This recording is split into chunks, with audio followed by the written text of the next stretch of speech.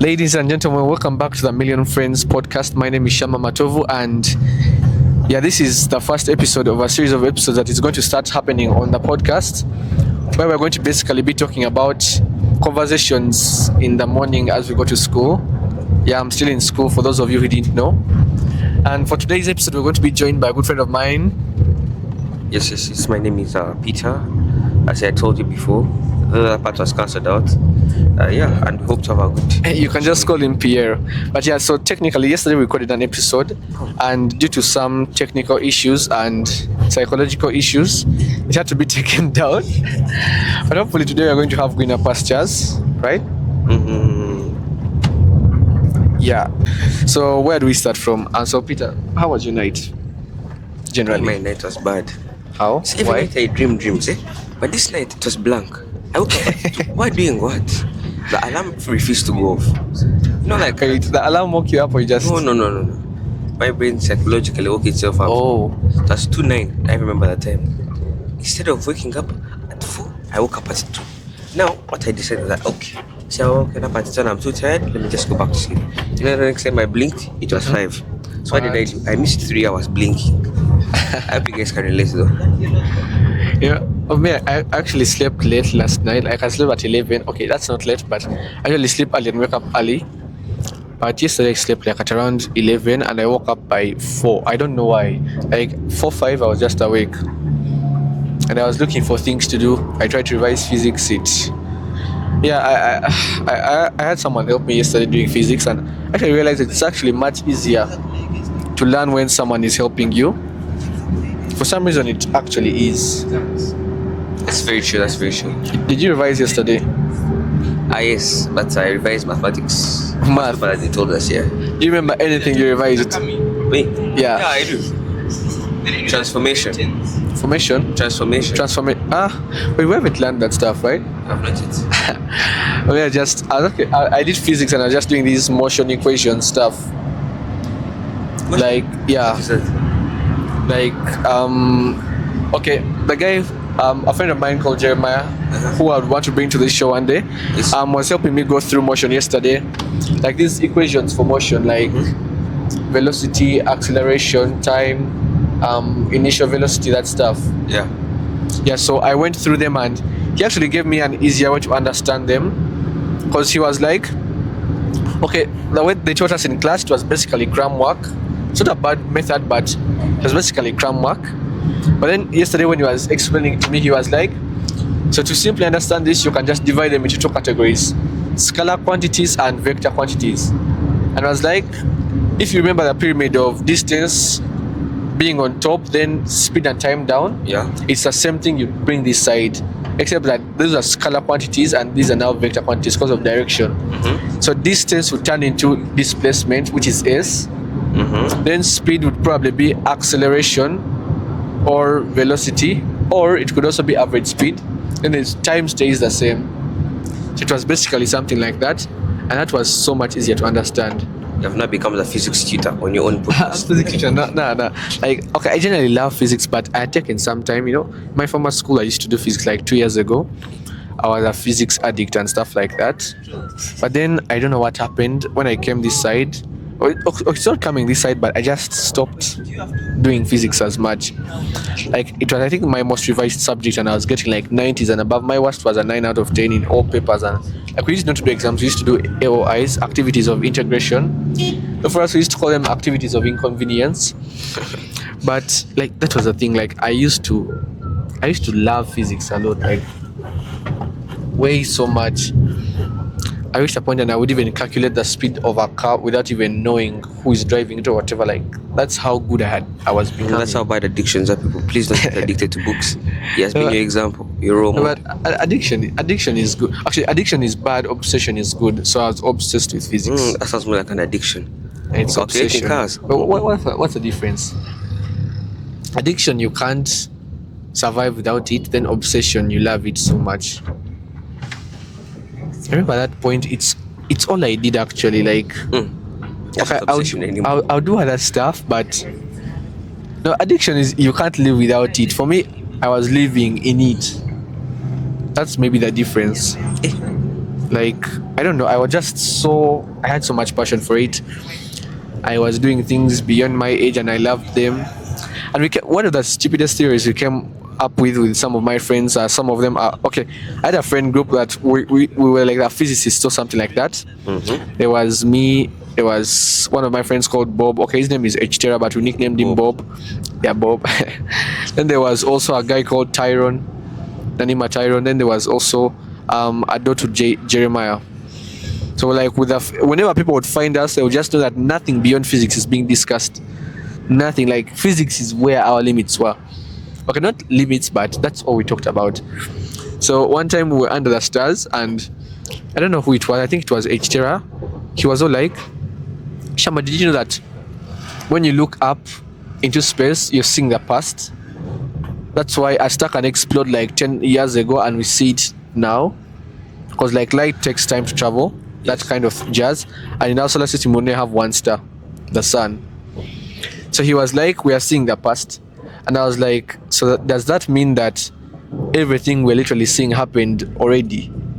Because by the time light takes to go to, maybe, for example, I'm looking at Elijah right now in the van. I'm looking at him, then light takes time to travel to him, then it comes back to me, then my brain has to interpret it. Does that mean that right now what I'm seeing happened in the past? And you know, some people's brains are slower, so it means you see the world. It's a violation, but it means you see the world at the pace of your brain. That's why some people can see a fly passing by, then others will miss it. That kind of thing, right? That effect. What do you mean some people's brains are slow? Like, we understand differently. So you know, the brain has to process the image and the sound and whatever, right?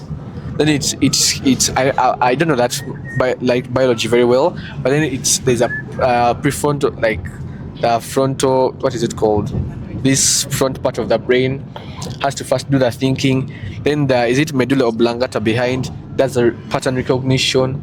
And then like there are 3 different parts of the brain that are involved in that process of understanding the image. Yeah, so that's what I mean by some people's brains could be slow. Because you know that way someone can look at a math number and they're like, maybe 7 times 7 is 49.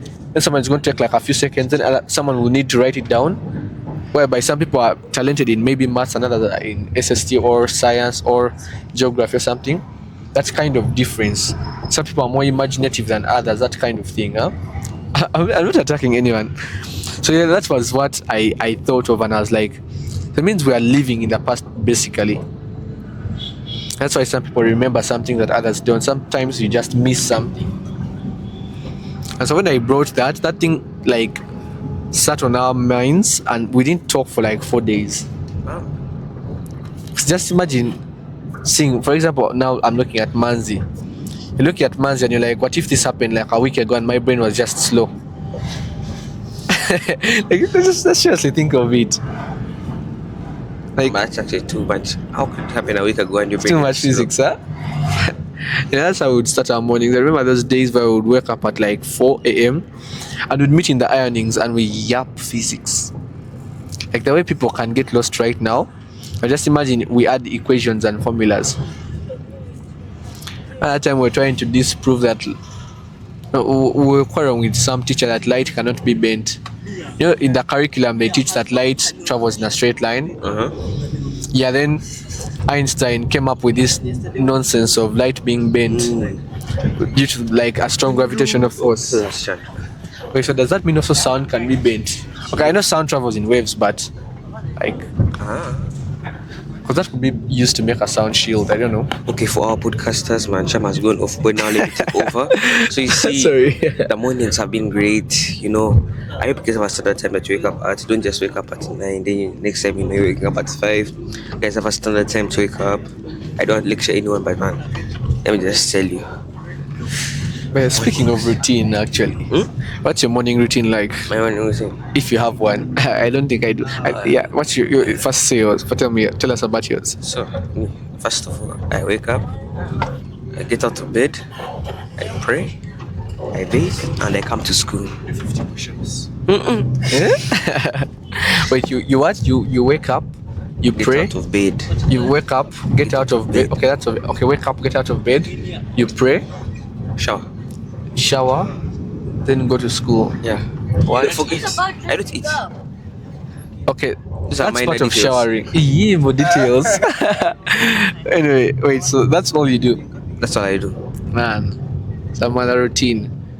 Okay, Me, what do I you do? won't lie that I have a skincare routine or nothing like that because I don't think I do. My skincare routine is basically Vaseline. That's all. Easy. Yeah, it's basically Vaseline. Wake up, apply it, get out of the house. And so I wake up. Okay, I actually jump out of bed because like this 5 a.m. club book I was reading say that the longer you stay in bed, the more chances you have of going back back or to snoozing back to sleep. So immediately you wake up, you have to throw yourself out of bed. And today it didn't really work because as I knelt down to say my morning prayers, I almost dozed back into sleep. Like I knelt and put my head on the bed, so you get the thing. Yeah, so I wake up, I kneel and pray, then I do my exercise routine. I stopped doing that jogging because of security issues. Like our place is not exactly the safest to jog at 5 a.m. But I do like 5 push-ups. Then I do 15 sit-ups. Then I do 5. Why whistling? Is it you whistling? And then I do 5 extended push-ups. You know, like those ones, wide down push-ups. Are they called that? Wide down push-ups. Then I end with 30 Russian twists. That's my morning routine. It's basically a cardiovascular routine only. Okay, also the legs suffer when it comes to doing the Russian twists because you have to keep your legs up. Then after that, I shower. I don't usually eat breakfast because in case I've eaten supper, I can't eat breakfast or else my stomach will feel like you know that feeling when it's about to burst. And it's just like having a sharp pain. Yeah, so I don't usually eat breakfast if I eat supper. The first place there. Huh? You eat supper and then you can't eat breakfast. Usually, unless I eat like one Irish potato for supper. The days when I do that. But that's concerning. How small is your stomach? Okay, I think I generally have a small stomach. Like, generally have a small stomach. Okay. I think that's why I don't eat a lot. Sometimes the food is nice, but my stomach just runs out of space. That's why actually food stays longer in my stomach because I can eat 1 meal and it lasts me 3 days. Back then when I was a physics, like a mad scientist, let me just say that, I would eat like 1 meal in 3 days. Physics die hard. Every lunch and every break I would be in the library or something. Then my mom was like, hey Shama, you're losing weight, you're becoming smaller. Okay, every time I generally have something going on with my life, I miss meals. Like my body forgets to eat. I only eat when I get actually hungry, which takes years to happen. Like I usually eat to survive actually, or This because man maybe the should food be tastes studied. nice. Like for The real, scientists that will like send this in future. even back in history, if you're to look at science and whatever, the people like, was it Da Vinci? No, there is a scientist, there's a painter, an artist, this one who painted this famous portrait of Jesus, like that Last Supper. You remember that Yeah. one where it was on a wall and they painted and they were being confused about something, huh? So the guy who painted that painting, history says that, I'm just saying history says because I don't have the specific facts, but they say that that guy would lock himself in a room and he would like lock in and he doesn't get out until he's done with that painting. No eating, no drinking, no sleeping usually. Some days you'd work for 50 hours, other days for 40 hours. Yeah, then after that he obviously has like 6 days where he's sleeping for 12 hours or 15 hours. But even Einstein was like that. Einstein often slept for like 10 or more hours. But generally it's like that. Like usually when you have something that is occupying your brain, you know, when you're playing a game or something, Yeah. you don't eat. You don't remember to eat. Sure. Unless you're doing like geography work or something. Hunger reminds you that it exists, but usually when you're focused on something, you don't remember to eat. I remember those days when I used to watch TV shows like that and I can't pause it. Then you want to go and get something to eat, but you don't want to miss what's going to happen next. Exactly, you're hooked. So you end up missing lunch. Mostly those days when my parents were not home, like in the holidays. So wake up at like 7. You start watching TV from like 9. And you stop at like around 7:30 to go and wash dishes because your mom has called and she's coming back in like 30 minutes. So the whole day no one does anything. We're just there chilling and watching TV. And like surprisingly, usually when my parents are not home, we don't cook food. So I think it's just part of us. Most especially because when they're not at home, we have time to like maybe, can I say, be on like a phone or laptop or other interesting stuff, or maybe go outside. But then when they're at home, they want you to do a variety of stuff. I think always confuses me. When you're inside, they tell you to go outside. When you go outside, they tell you to come inside. I mean, that's maybe one day we shall get a parent or two that show to answer that question. Maybe you could bring your mom. I don't know. I have a feeling she's also listening to this podcast right now. No, she's not. Okay, Peter's mom, in case you're listening, you can type a hi in the comments. I remember, I don't know if you watched that 31st episode of 31st before I took it down. There's a guy who I was asking about his school life, and he told me that he got expelled, suspended, and he told us the reason why, about dodging prep or something like that. I asked him, in case your mom watches this, what do you have for her? And the guy froze, because he didn't know that his mom would watch it. Anyway, so back to morning routine. Do you have a daily routine? You've told us about the morning routine. Do you have a daily routine? Daily routine? I don't think I have one. My day is full of everything and anything. You know, actually, I have no standard morning routine because every time things can change. You know, you can become a refugee. Let's prepare for the worst. So how do you prepare for the worst if you have no routine? Yeah. How do I prepare for the worst? Me, how I prepare for the worst is I make sure that I am safe. How? I'm safe how? Yeah. What does the word safe mean to you? Safe. Yeah. Like having money, Safe. having friends, what? No. Money want to get you in here in this world nowadays. Hey. Just Hey, wait. Do you remember? I think I showed it was Manzi. I don't remember, but this video of a boy, like two boys and their dads, and one had money, one had books. So one saw a bridge, and the other one threw money at it and crossed it. Then another one used his brains to build a bridge. He didn't have money. Then they reached another point whereby he had to solve another problem. This one used brains, the other one used money. Then they reached a dock and there was no ship, and the boat was broken without. Okay, the boat had no oars, whatever, those sticks that row. And so the one with the brains got the ones with money first tried to pour money at the problem, it failed, and then they walked away. And then for me, I thought that, this one with brains is going to come and fix it, and he fixed it and began using the boat. And I was like, so they're telling us that money can't solve everything. Then a few seconds later, the other guys pull up in a cruise ship. Yeah, cruise ship in a liner, and this guy's in like a small boat. That guy's in some white luxurious thing. And the whole moral of that story is, money can't solve every problem unless you have enough. True. Yeah, that's generally it. Anyway, so guys, that has been today's episode, mainly because we are approaching the school gate, and we have to end it here. Peter, do you have? Okay, let me give you the honors of ending that podcast episode. You can maybe talk about the other channels and stuff like that. And guys, make sure you subscribe to his other channels. Shama 24/7. If you have not yet subscribed, please subscribe. It's really nice. His goal, I've now made this goal to reach 1K by the end of 6 months. Nice. So guys, please make that dream happen. We're like a 10th there, so I believe we can. Anyways, peace out, y'all. Peace out.